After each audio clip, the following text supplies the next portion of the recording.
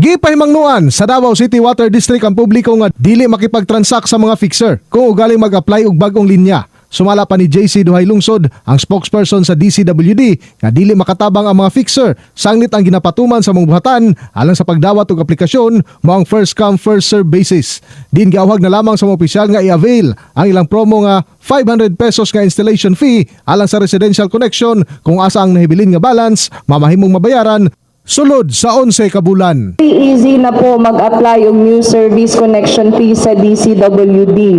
And in fact, ipadali pag yun nato no ang pagbayad sa new service connection, pinaagi sa pag-offer og installment na 500 pesos. Pwede makakonekta sa DCWD. In the heart of changing lives, ako si Brigada Julius Pacot, alang sa 93.1 Brigada News FM Davao, the Music and News Authority.